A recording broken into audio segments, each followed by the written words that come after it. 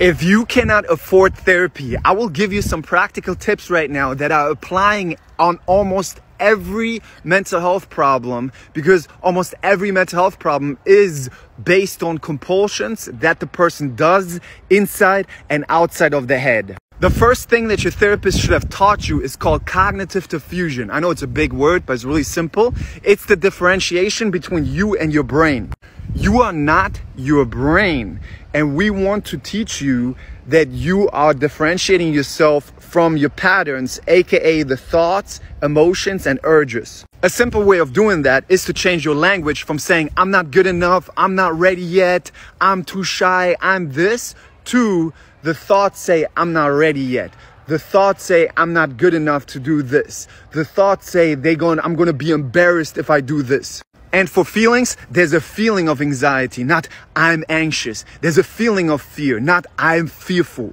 Doing cognitive diffusion is so important because if you don't differentiate yourself from those patterns, you identify with your thoughts and emotions, and then you are acting automatically from these thoughts and emotions. This leads directly into tip number 2, which is changing the metric of success on how you feel to the actions, the valued actions that support your life. To make the metric of success your actions is so important, because if you make the metric of success your feelings, you are trying to fix the feelings. You're trying to repair the feelings. You're trying to make the feelings feel better, which means you are engaging with the feelings, aka the patterns that the brain gives you, which means you are feeding the patterns.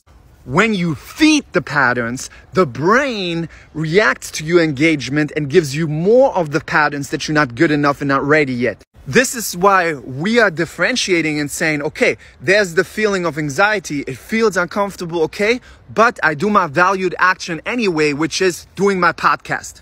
When you do that and you constantly bring your brain back to giving value on the podcast, you are showing the brain that you're not reacting to the patterns. And this will over time make those patterns inactive.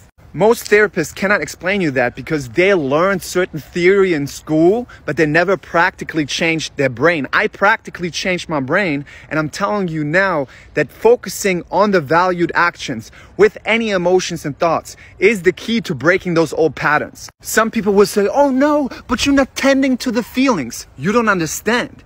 By you trying to fix the feelings, you're hurting your relationships with your feelings because you're practicing emotional weakness, because you're not building emotional fitness by being a space for the emotions.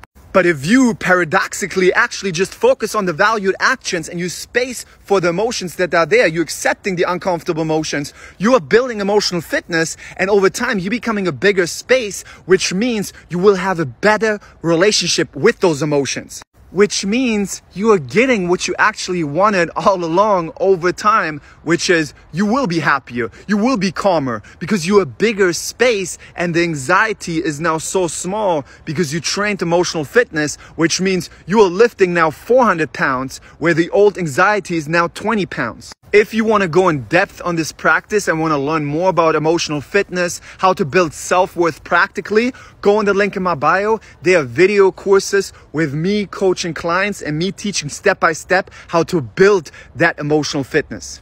I developed those courses especially for people who cannot afford my one-on-one coaching. If you don't have any money at all, that's okay. You can go on my YouTube. I go so in depth in those videos on how to break those patterns and build healthy relationships with yourself and others, build self-worth.